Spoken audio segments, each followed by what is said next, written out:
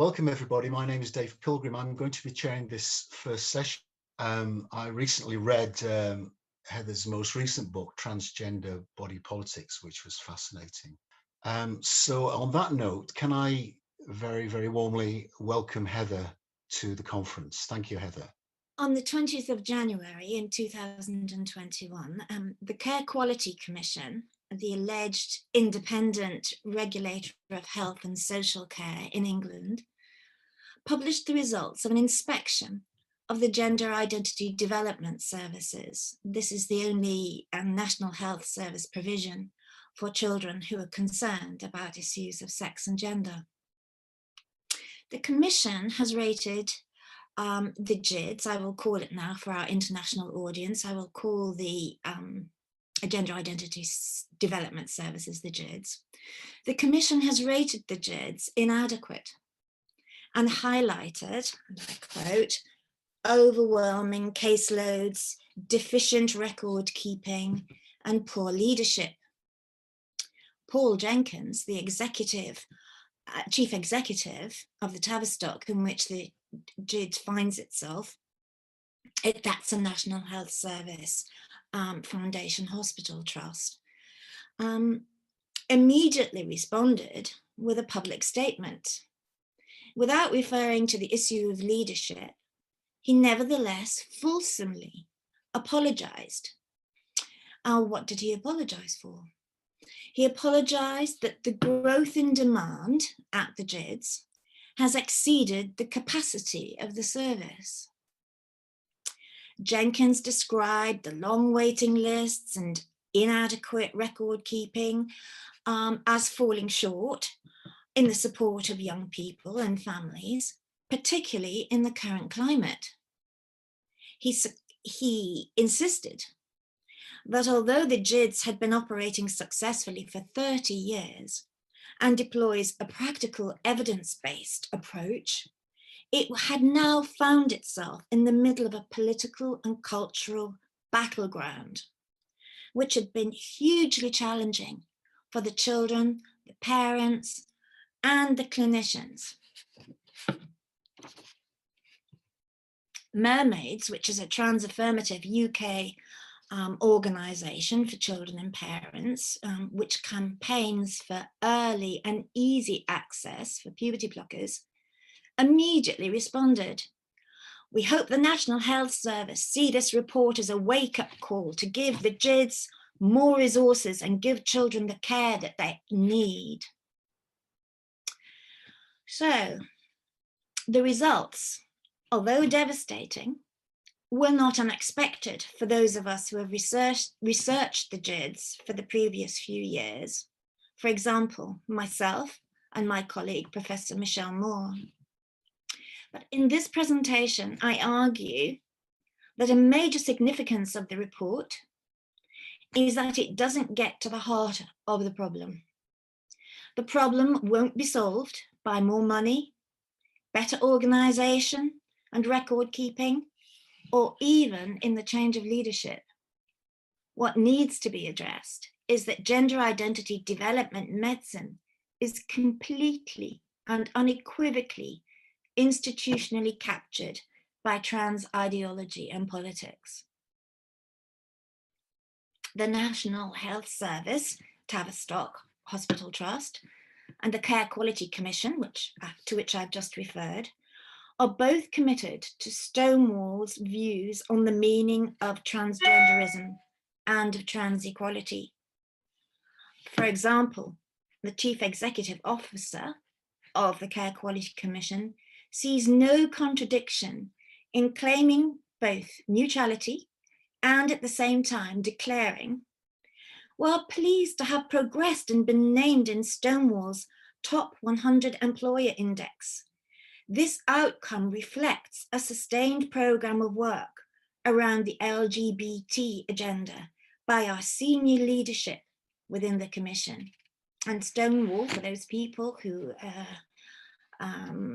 are not in British, will probably know, but I'll just confirm that Stonewall is an LGBT charity. So the JID's narrative of moderation in the face of extremism is dangerous, not only for children who find themselves at the JIDs, but for all children. But before I substantiate my claims of institutional capture, I give an example of what the JIDs considers to be steering a middle course in supporting a distressed girl who perceives herself as a boy. At the judicial review of the JIDs in London's High Court in October 2020, the Tavistock's barrister argued that a 10-year-old girl, if she has mental capacity, can give informed consent to puberty blockers. This specific example was raised in the context that 16% of the children referred to by the JIDs for puberty blockers are 13 years or younger. The following evidence was put before the court. 1. Most children who have gender dysphoria actually grow out of it. There may be only 10 to 15% whose dysphoria continues throughout childhood beyond puberty. 2.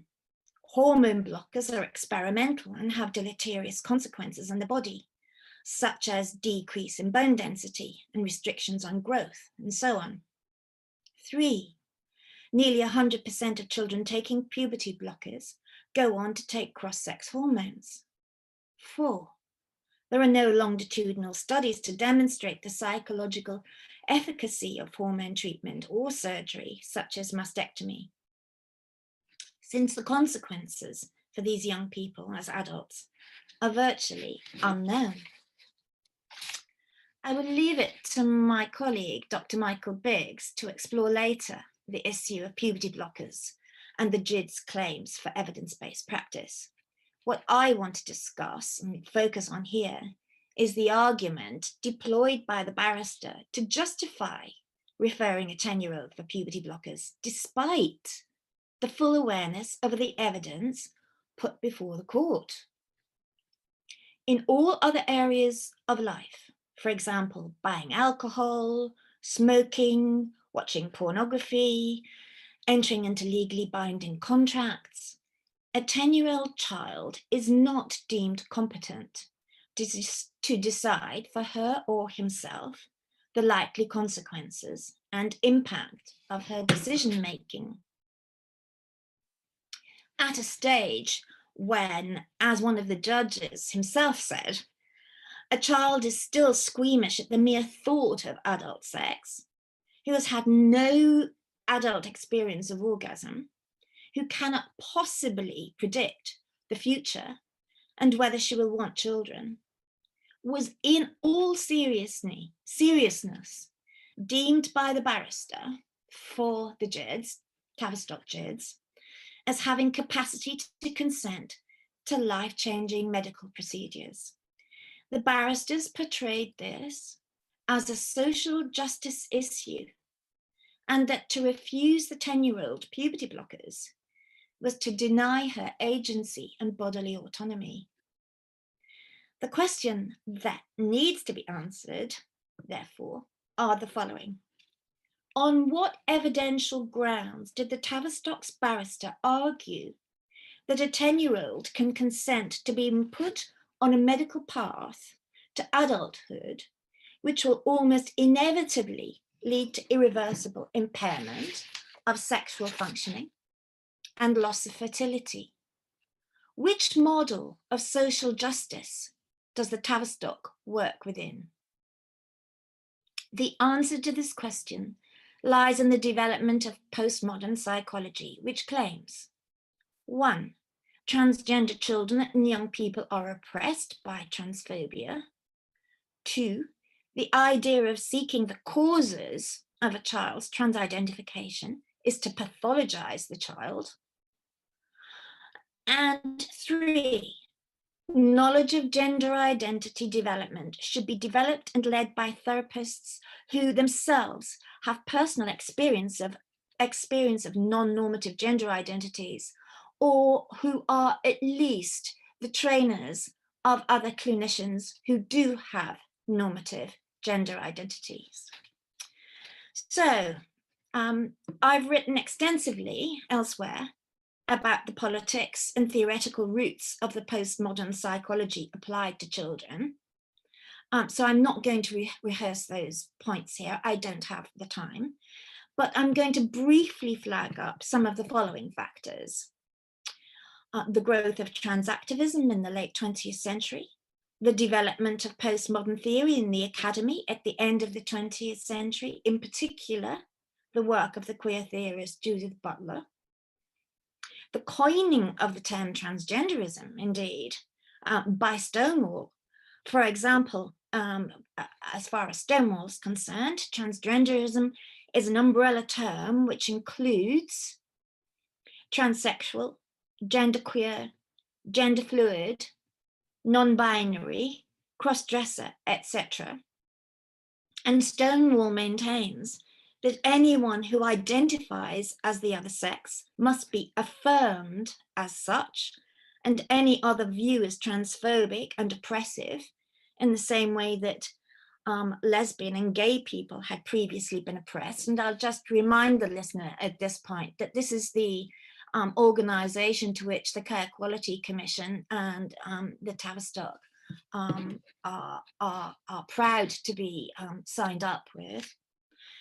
But I go on, including the politics of the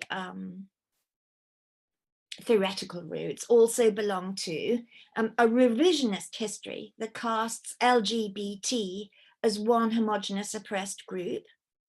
The growth of lobby groups for children, such as gyras, mermaids, and gendered intelligence, and their disproportionate influence as stakeholders on the GIDS. I've written extensively about this. The Memorandum of Understanding on Alleged Transgender Conversion Therapy, to which most psychological services and therapists are now bound.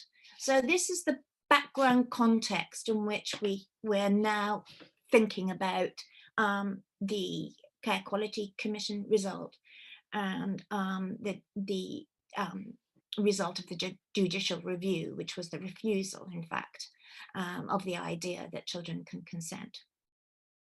So we get back to the GIDS.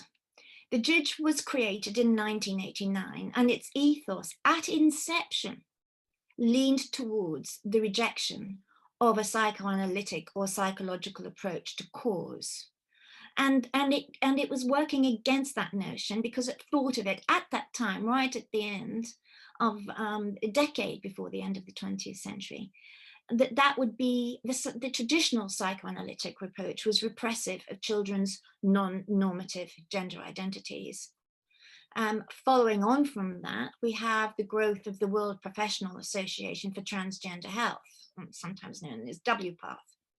This was created and developed to provide unequivocally trans-affirmative clinical guidance and continuing professional development courses for health professionals working within gender identity clinics, and the GIDS itself receives its continuing professional development training from WPATH. The theory which emerged from WPATH and the transgender movement then reverses the conventional definitions of sex and gender as these have hitherto been understood by human rights law, by biological science indeed, and by the original therapeutic approach and ethos of the Tavistock. These conventional definitions are, firstly, that born sex, whether one is male or female, is a biological reality, which is empirically observed. Secondly, that gender is a social, cultural phenomenon that refers to social roles and stereotypes, for example, such as expectations about clothes, toys, behaviors, intellectual interests. And gender identity refers to how individuals and groups perceive and present themselves as masculine or feminine. A cursory glance at history demonstrates that masculinity and femininity are performed differently within specific cultures and societies. But in contrast, the specific core beliefs and claims held by WPATH and trans pressure and lobby groups are the following, and these are the ones that the JIDS has taken on. When a baby is born, parents, medical attendants do not observe the infant's biological sex, but assign it. And if you examine the literature produced by the JIDS, you will read this term assign sex constantly. Yeah. Secondly, the child can have an internal pre-social innate gender identity at odds with their sex body. And this internal perception of their true gender identity is the litmus test of whether the child is male or female and must be affirmed. And affirmation is the policy which, since 1989, the JIDS has taken and practices. And 3, society systematically disadvantages and marginalizes transgender people and privileges cisgender people, a term again which the JIDS uses all the time. And cisgender people are those people who are allegedly comfortable with the gender belonging to the sex assigned to them at birth. So I'm coming to an end. The reversal of the established meanings of sex and gender is not just a human rights claim that a child is entitled to freedom of gender expression, which hopefully we would all endorse and support. It is an epistemological claim, and that is that an adolescent girl, such as Kira Bell, one of the people who brought the judicial review, who identifies as male, is not a female teenager who, for complex reasons, causes indeed, that need addressing, identifies as a boy. Rather, she is a boy and was born male. The psychotherapist with an alternative ethics of care is designated as transphobic, hateful, a bigot. So the idea of an innate transgender identity and that it is possible to have a female body but be male inside, and it is progressive to offer hormone therapy so that the child's body matches her inner sense of self, being male, has now rapidly established itself in the cultural psyche, despite the lack of any evidence for such a phenomenon. This belief now permeates multiple aspects of our culture beyond healthcare, the media, education, legislation, and so on. And this cultural context reproduces a catalogue of gender stereotypes that confirms to children and to some parents that they must be transgender, that medical reassignment of their sex body will resolve gender identity discomfort, and that without medical intervention, they will be likely to self-harm and probably commit suicide. And the Mermaids is one of those organizations that reproduces this narrative. And it's this narrative that children are ingesting constantly. So in conclusion, the JIDS sees itself as steering a middle course between extremists. On the one hand, trans lobby groups which campaign for no gatekeeping whatsoever of the child's access to puberty blockers. And on the other hand, old-fashioned psychologists who believe that trans identification has psychological causes rather than being a phenomenon that exists in and of itself. And these transphobic clinicians, or these retrograde or repressive clinicians, they would hurtfully deprive young people under 18 of the hormone blockers and cross-sex hormones, which would enable them to determine their own lives. So, but the fact is that the JIDS is not innocently operating middle ground caught in a vice grip of opposing and clashing political ideologies. It is true that there are two groups, those who affirm in a gender identity, and those, perhaps the many people in this conference who are also giving papers, who do not affirm in a gender identity. So the JIDS isn't innocently positioned between those because it takes a stand. It takes an affirmative stand. So it itself is hugely positioned in this narrative. Affirmation is an activist and not a clinical approach. So the National Health Service, GIDS, has co-created the very problem it is attempting to alleviate. The exponential growth in children affirmed in their self-identification as trans. For those of you who may be listening to this, who have understood the Tavistock as working within a conventional therapeutic context, you have been misled. The GIDS justifies supporting children to move towards treatment involving irreversible physical change according to a highly politicized account of sex and gender. The GIDS advocates a medical pathway that sterilizes physically healthy and phenotypically normal children and young people on the basis of a child's subjective feeling for which there is no scientific test, or when clinical diagnosis is based on the child's self-report, and it does so on the basis of an activist agenda of what constitutes social justice. Finally, the history of medicine is littered with egregious physical solutions to psychological, familial, sociological issues, hysterectomies, lobotomies, gay conversion, etc.